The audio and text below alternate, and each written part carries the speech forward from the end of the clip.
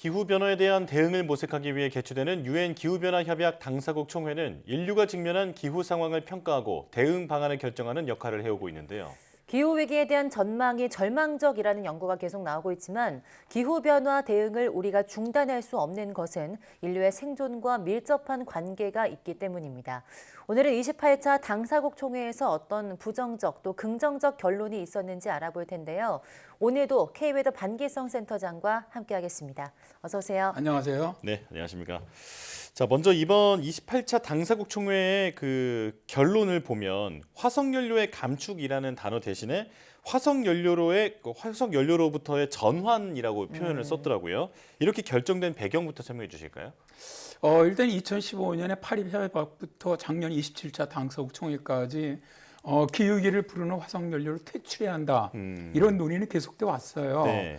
그런데 이제 화석연료를 생산하는 중동 산유국이라든가 중국, 인도 등의 반대로 26차 당사국 총회는 화석연료의 단계적 퇴출에 합의를 했는데요. 27차 당사국 총회에서도 결정을 못했고 이번 회의로 미뤄졌습니다.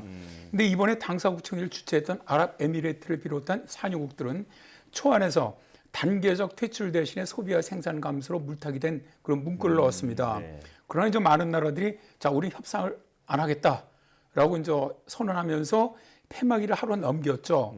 그러면서 합의된 단어가 퇴출이나 감축이 아닌 화석연료로부터의 전환이라는 단어가 만들어진 겁니다. 네. 네. 합의문에서는 2050년까지 전 세계가 넷제로, 그러니까 이산화탄소 순배출 제로죠. 이것을 달성하기 위한 방법으로 온실가스 감축의 결정적인 10년 안에 에너지 체계에서 화석연료로부터 벗어나기 위한 전환을 가속해야 한다라고 명시를 하고 있습니다. 네. 이에 좋든 싫든 화석연료의 단계적 퇴출은 피할 수 없다. 너무 늦어지지 않기를 바란다면서 안토니오 구테우스 유엔 사무총장은 우려 섞인 말을 했지요. 네. 다만 저 긍정적인 부분은 전환의 시기 등을 조금 더 구체화했다는 건데요. 네. 막연하게 2050년 이전 혹은 그 즈음까지로 썼던 것을 결정적인 10년 안으로 바꾼 거죠. 그러니까 1.5도를 넘을 것으로 예상되는 2030년 이전에 전환을 가속해야 한다. 이런 방향성은 제시를 한 겁니다. 네. 네, 그 27차 당사국 총회 작년에 있었죠. 거기서 큰 이슈가 또 손실과 보상 문제였는데요. 이번 당사국 총회에서는 어떻게 결론이 났을까요? 그렇죠. 이번에도 당사국 총회 첫날입니다. 첫날에 아흐마드 자비리 의장이 손실과 피해 기금 운영 방안에 대한 결정문 채택을 선언을 했습니다. 네. 저 기후변화에 따른 개발도상국의 손실과 피해 대응을 지원하기 위한 기금을 만드는 문제가 예상은 상당히 심각한 쟁점이 될 것을 봤어요. 근데 정말 의외로 결정문에 각국이 합의를 했습니다. 네. 원래 기금 조성 초안은 5억 달러였는데 의장국인 아랍에미레이트가 1억 달러, 독일이 1억 달러, 이탈리아가 1억 유로, 유럽연합이 1억 4,539만 달러, 영국이 5,100만 달러, 미국이 1,750만 달러, 일본이 1,000만 달러 등을 기탁하면서 7억 달러를 넘어선 것이죠. 네. 그러니까 손실과 피해 의제에 대해서는 유엔 재난 위험 저감국이라든가 유엔 프로젝트 서비스국이 주최하기로 합의를 했고요. 이를 통해서 기후변화의 악영향에 특히 취약한 개발도상국에 대한 기술 지원을 시작해 나가기로 했습니다. 근데 다만 저개발국의 손실과 피해 기금으로는 너무 적다는 의견이 많았죠. 네. 자, 그래도 기후 평등으로 나아가는데 첫 걸음을 뗐다라는 의미는 있겠습니다. 자, 그리고 현재 인천에 본부를 두고 있는 녹색 기후 기금에 대한 기금 지원 약속도 나왔다고요? 그렇죠. 저개발국에다 이제 기금을 지원해 주는 게 녹색 기후 기금인데 이거에 대해서도 이번 당사국총회에서 6개 나라가 신규 자금 지원을 약속을 했습니다. 네. 현재 31개 나라가 그 공약한 액수가 사상체인 128억 달러에 달하고 있고요. 추가적으로 기여국이 늘어날 것으로 예상되는데요. 그리고 현재 8개 공여국 정부는 현재까지 총 1억 7,400만 달러 이상의 최빈 개도국 기금 및 특별기후변화 기금에 대한 새로운 약속을 발표하기도 했습니다. 그러나 개발도상국의 청정에너지 전환이라든가 국가기후 계획 및 적응 노력을 수행하기 위해서 필요한 비용에는 사실 훨씬 못 미치는 것이 현실이죠. 네, 그렇군요. 또 이번에 긍정적인 것 중 하나가 탈석탄 동맹이라고 하던데요. 이게 뭘까요? 탈석탄 동맹은 탄소 배출의 주범이 석탄이거든요. 그러니까 이 석탄을 퇴출하자는 것이죠. 예. 그래서 2017년에 영국과 캐나다 주도로 결성이 됐습니다. 경제협력개발기구 및 유럽연합 회원국들은 2030년까지 석유를 퇴출하고 나머지 국가들이 2040년까지 석탄 사용을 중단한다는 목표를 내걸었어요. 그런데 이번 당사국청에서 미국과 체코, 키프로스, 도미니카 공화국, 코소보, 아이슬란드, 노르웨이 등 7개 나라가 새로 탈석탄 동맹에 가입을 했습니다. 석탄 설비 용량이 전 세계에서 세 번째로 많은 미국의 대통령 특사인 존 케리는 2035년까지 무탄소 전력 100%라는 목표를 달성하기 위해서는 석탄 사용을 단계적으로 줄여야 한다. 우리는 탈석탄 동맹과 함께 전 세계 탈석탄화를 가속화하겠다라고 밝혔죠. 네. 현재 OECD 국가 중에서는 한국, 일본, 호주, 터키 네 나라만 탈석탄 동맹에 가입하지 않고 있습니다. 아, 그렇군요.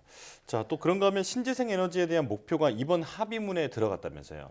네, 기후 위기를 갖다가 좀 막고 화석연료 퇴출을 갖다 하기 위해서 결국 신재생 에너지를 늘리는 방법이 가장 이상적입니다. 네. 이에 이번 당사국청에서도 세계 재생에너지 설치량 3배 증가 에너지 효율 개선을 2배 증가 목표를 결정문에 넣은 것은 온실가스 감축이 아주 긍정적이죠.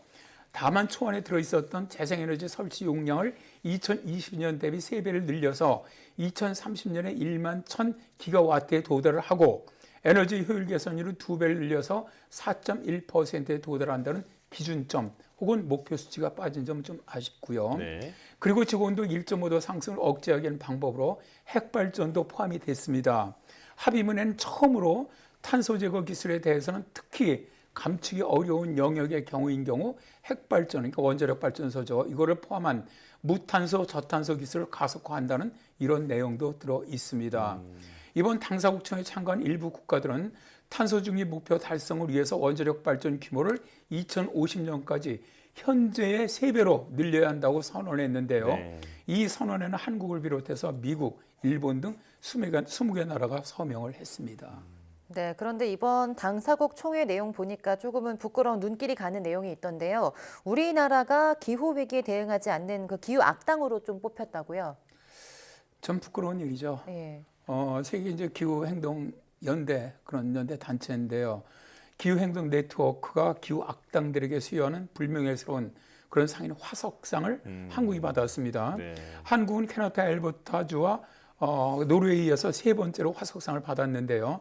한국은 기후변화에 적극 대처한다고 말은 하면서 실제로는 화석연료 사용을 줄이지 않고 있다는 겁니다. 그리고 이 이외에도 국제기후변화 정책 분석 전문기관인 저먼워치 등이 발표한 주요국 기후변화 대응지수 평가에서 한국은 유럽연합을 포함한 64개국 중에서 61위를 기록을 했습니다.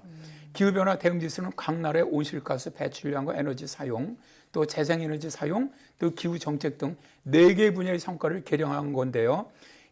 이를 2005년부터 전 세계 온실가스 배출의 90%의 책임이 있는 64개 나라의 지수를 산정을 해서 순위를 매년 발표해 오고 있습니다. 그런데 이번 발표에서 우리나라보다 기후 대응을 못하는 나라는 아랍에미레이트, 이란, 사우디아라비아 딱 3나라입니다. 이 3나라는 산유국이거든요. 네. 그러니까 우리나라가 실질적으로는 뭐 꼴찌라고 봐야 되겠죠. 그러니까 국제적인 기후 분석 기관이라든가 단체에서 우리나라는 기후변화에 거의 대응하지 않는 아주 매우 불성실한 나라라는 겁니다.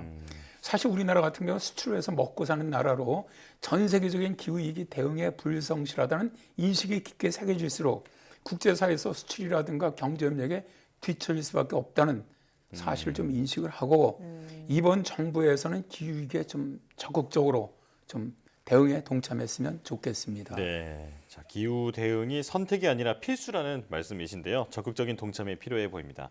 K-웨더 반기성 센터장과 함께했습니다. 고맙습니다. 네, 감사합니다.